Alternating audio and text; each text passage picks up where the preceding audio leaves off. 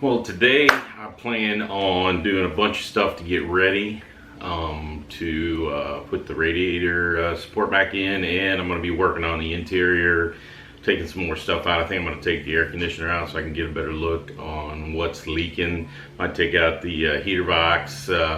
So anyways, today's going to be more disassembly and prep for what I need to do in those two spots. So stick around. Alright, so the first thing I'm going to do is I am going to get this piece off the crossbeam. Well, if I would have known, because I ordered this stuff way ahead of time, that I was going to take this off, I probably would have just got the piece. Actually, I might go look and see how much just the piece is and then resell this. So, you know what? Hold on. Alright, so in the time to do the intro to now, I showed you I was looking at starting to drill out the spot welds on that brand new, and I'm like, screw this. So I went inside and I ordered a new radiator support that did not have the cross member on it, so that I'm not defiling a piece of sheet metal. So anyways, I'm gonna get going on prepping and getting some other shit done. I'll have you on time lapse because it's pretty boring, but just know that I ordered a new one of those because I just can't, it's not in my heart to mess that up. So anyways, I got other stuff to do, so I'm moving on. All right, so that's what I got. I got a bunch of holes in the floor pan. I need to do some more scraping to see, but there's one over there. And then you can see ground right there, and right there, and right there.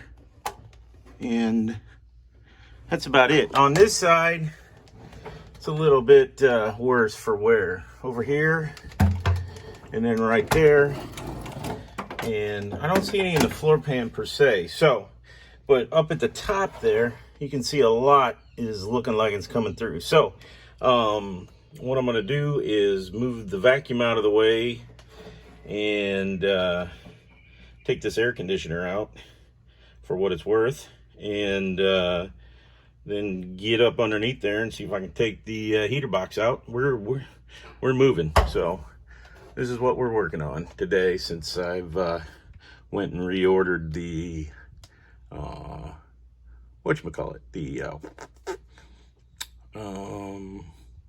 radiator support. Couldn't think of it. So anyway, so there's what we got going on. Joy, joy, joy. Well, I am removing the AC, and look at this wiring fiesta down here. So I'm gonna be taking some of this stuff off, and like I said, today is cleaning out day, so it looks like a lot of this rust might have come from the old air conditioner. So let me get this the rest of the way out, and I'll clean up some more, and we'll go from there.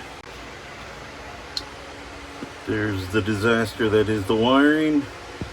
I think I'm going to take out the radio for safekeeping, so that's the next thing. And I'm probably going to take out the Glovebox too, but I'll do a time lapse, see how it looks. But if it doesn't turn out too good, you just won't see it.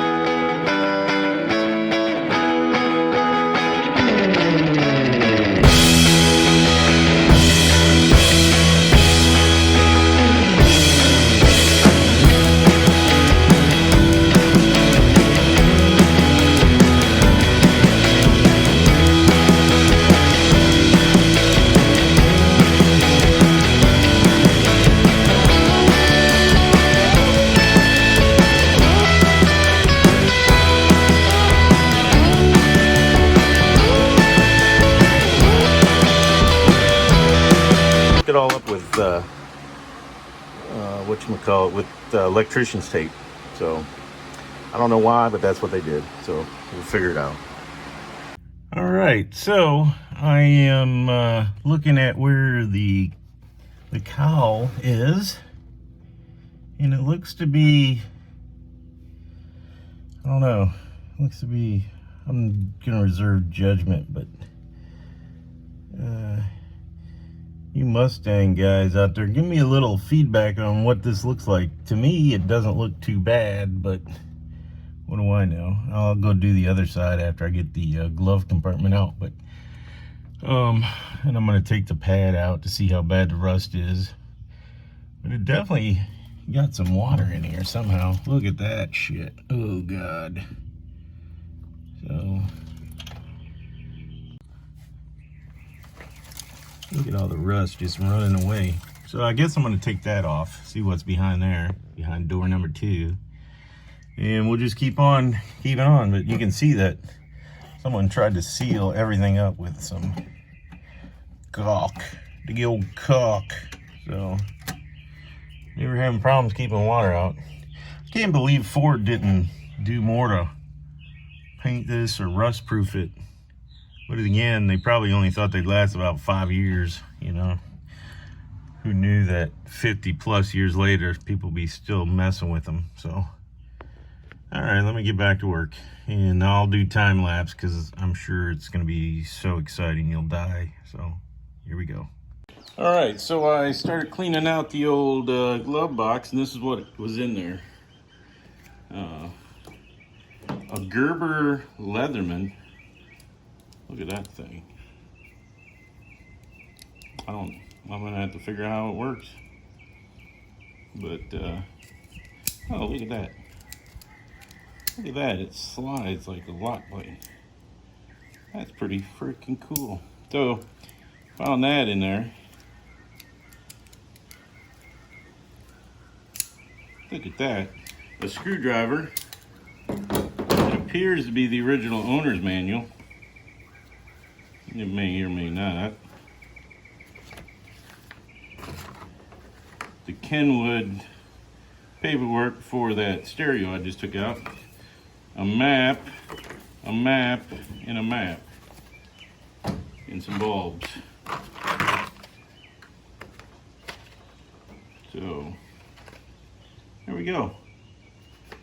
Some fuses, some butt connectors. So, look at how, oh, and some bulb grease that I'm not going to keep.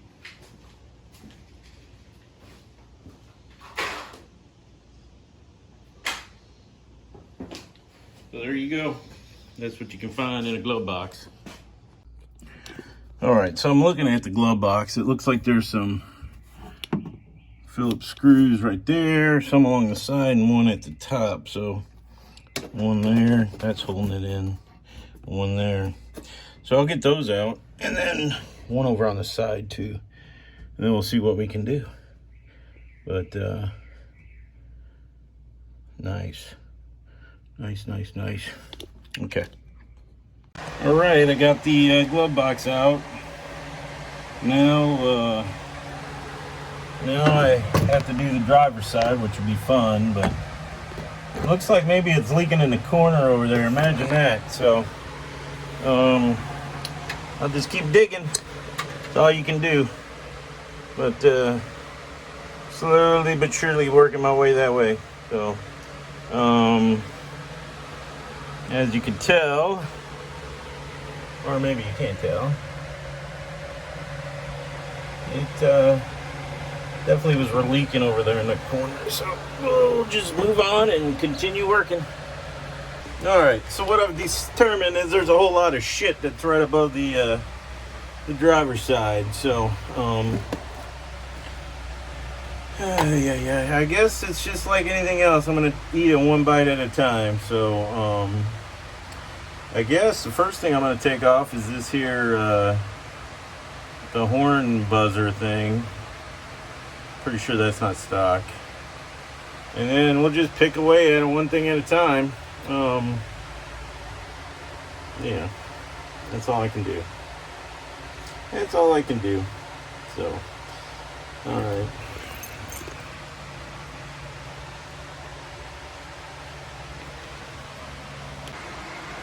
Well, I figured out how to get it out, and I'm rich. I think I probably got another $1 or something in there. So I'm not actually going to count it. I'm just going to dump it out and move on, but there's like at least 4 quarters in there, so I'm rich.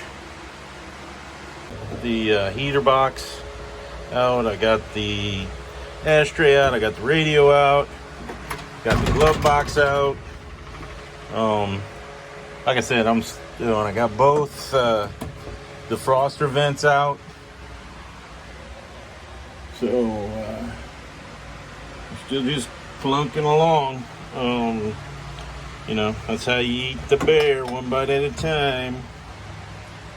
So yeah, this is pretty disgusting up under here. It's something that has to have happened, you know. Talk about doing this as a driver, but I want it to be a decent driver. You know, don't want to be, yeah,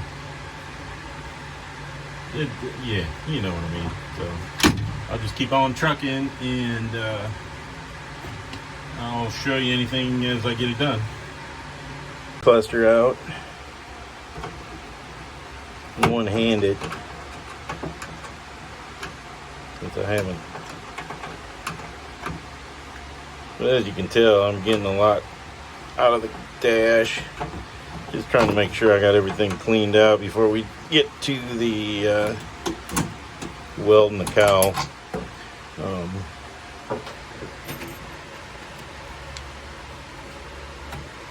I don't know how many they got in there. There's another one down there. I sort of think they slung this thing together with whatever they had. There's some janky stuff going on. Alright, well, I'm going to use both hands, so I will bring it back once I get it out. Alright, so I have gotten the cluster out. And I don't know if you can see that, but that's, if I can get it to focus, that's where it's rusted through, the cowl. And that's where most of the leak seems to be. Now, it also looks, now that I'm getting more stuff out, that it's leaking along the whole length of the front of the cowl where it goes to the firewall. So I will probably have some fun with that, but it definitely needs help. So just confirmed it. Now I'm getting all this janky wiring out, and we'll go from there. But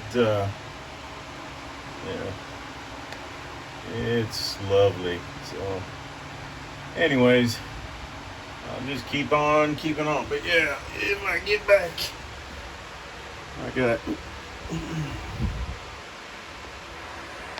there we go. I got heater controls, radio, ashtray, instrument cluster, all out of the way. Now I'm gonna get a little bit more of the wiring out of the way, and we'll go from there. All right, I had to stand up for a minute, so I came out here and I took off these rock guards that are behind the fender, just because I know I'm gonna have to get right in here to take this cowl off. I'm hoping I don't have to replace that one, but we'll see.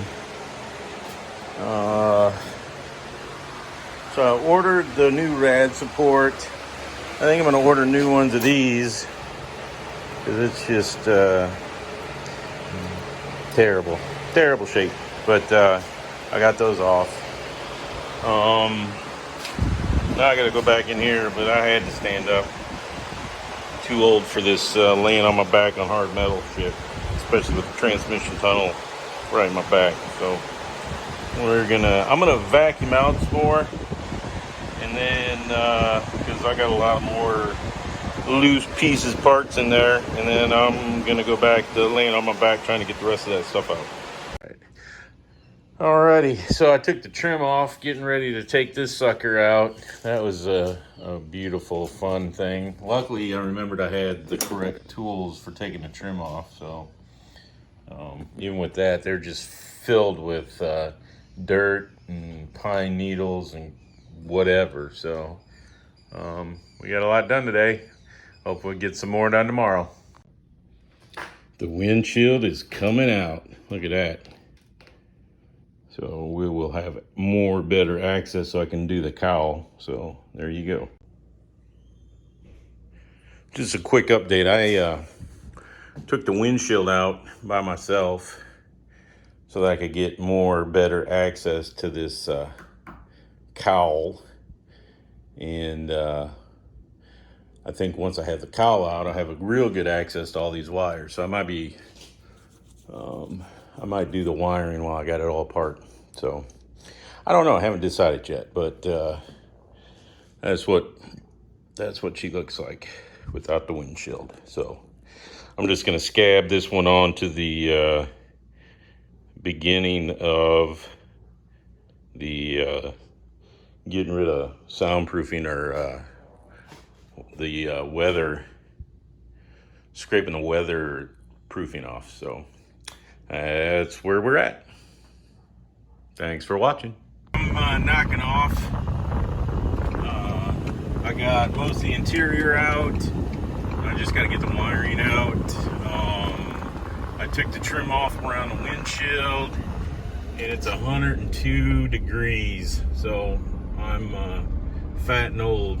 So I'm done. So more tomorrow.